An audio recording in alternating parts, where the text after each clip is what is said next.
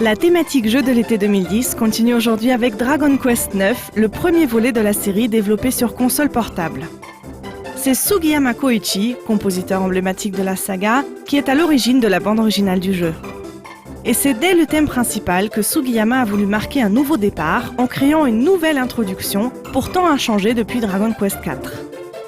Réécoutons un instant l'introduction comme on la connaît depuis maintenant 20 ans.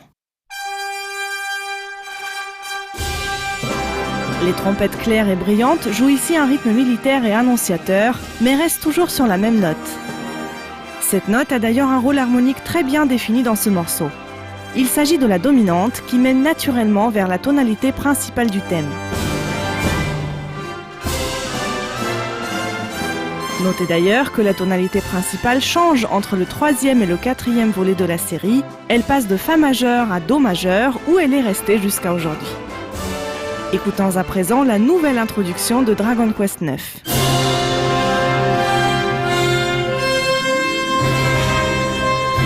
Sugiyama Koichi se sert ici toujours des trompettes annonciatrices, mais cette fois, il joue sur un enchaînement de quartes et de quintes ainsi que de nombreuses notes étrangères pour créer une tension harmonique bien plus grande que dans l'introduction précédente.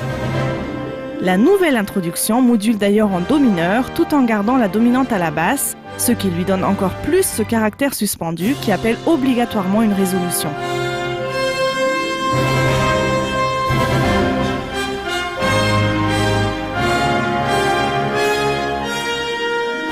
Sugiyama reprend ensuite les dernières notes de l'introduction précédente et part dans le thème, quasi inchangé depuis la réédition du 7e volet sur Nintendo DS.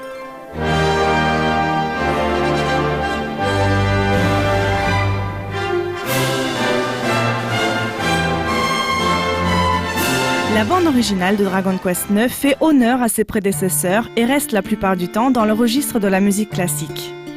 On peut notamment l'entendre dans cette très belle barcarolle céleste.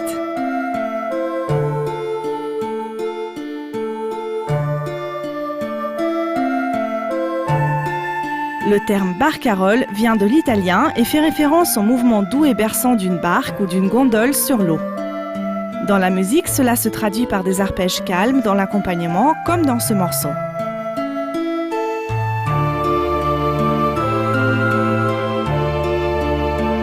Le caractère céleste est représenté par les cordes pincées du clavecin, faisant référence à la harpe, l'instrument des anges. La douceur céleste transparaît également dans les instruments mélodiques et dans les tapis de cordes.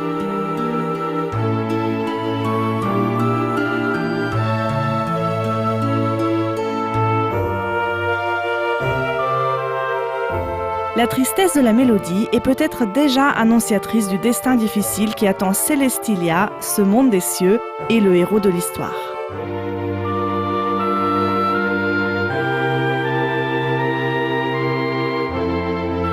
Les inspirations de la musique classique transparaissent aussi dans le thème de l'Exater, un vieux château en ruine que notre héros doit explorer au début de sa quête.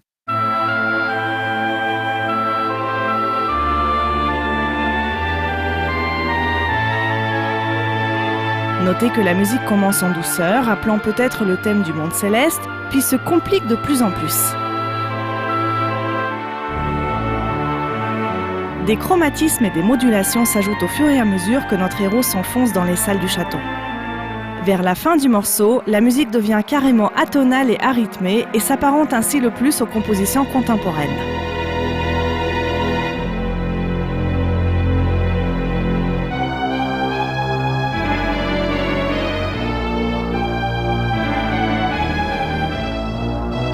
Outre son caractère de labyrinthe, c'est sans aucun doute aussi l'état de cet édifice que Sugiyama a voulu transcrire dans sa musique, avec des parties en ruine et des parties toujours intactes d'un passé lointain.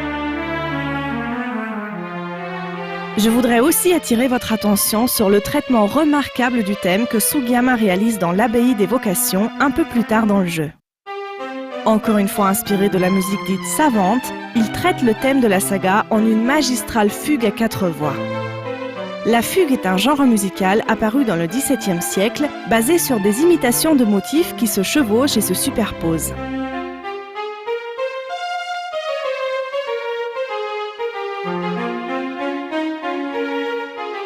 Plus une fugue a de voix, plus sa réalisation est complexe.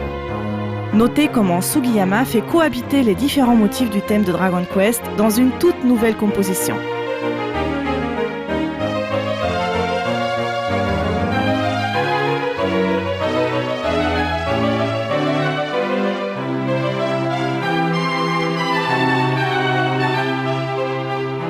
Après avoir vu comment la bande originale de Dragon Quest est en grande partie basée sur le patrimoine de la musique classique, il est temps de voir de plus près quelques-uns des endroits où Sugiyama Koichi se rend la vie un peu facile et pioche carrément dans des œuvres de musique savante.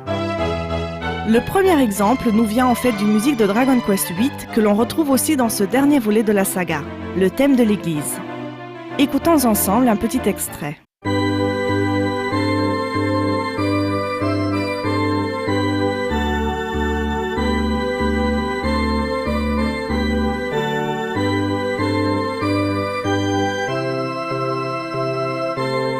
On ne peut s'empêcher de noter une forte ressemblance à une œuvre classique célèbre.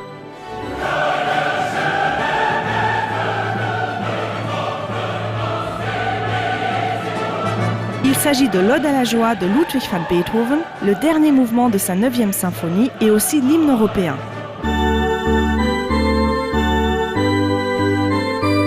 En fait, le morceau de l'église de Sugiyama Koichi ne se contente pas seulement de reprendre des éléments mélodiques semblables. Non, il est entièrement construit sur les harmonies de l'Ode à la joie.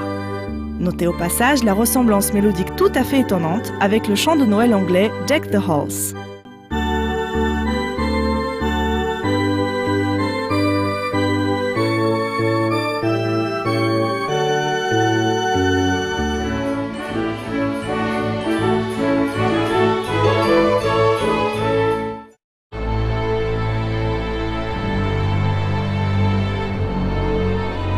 Un autre exemple de ces facilités musicales est cet extrait de la musique du prologue et du générique d'ouverture du jeu.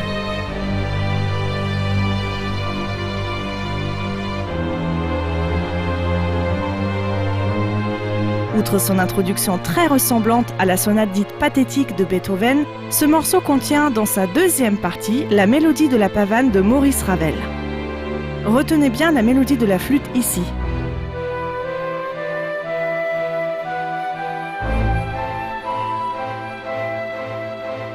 Et maintenant, voici un extrait de l'original.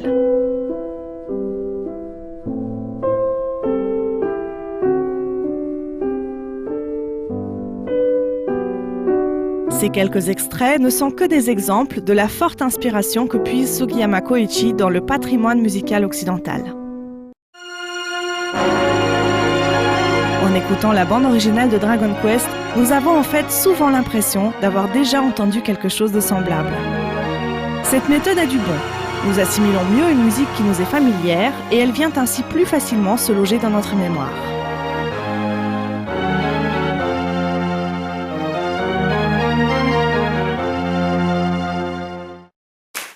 Sugiyama Koichi est un compositeur qui a pu prouver sa grande maîtrise musicale à de nombreuses occasions. Rien que la fugue que nous avons vue tout à l'heure en est un très bon exemple.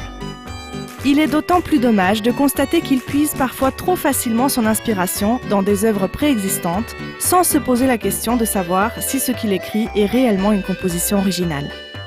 Toutefois, cela ne porte pas atteinte du tout à la qualité générale de la bande originale de Dragon Quest IX. Une bande originale variée et inspirée de tous les styles musicaux, s'adaptant parfaitement au caractère et au graphisme du jeu.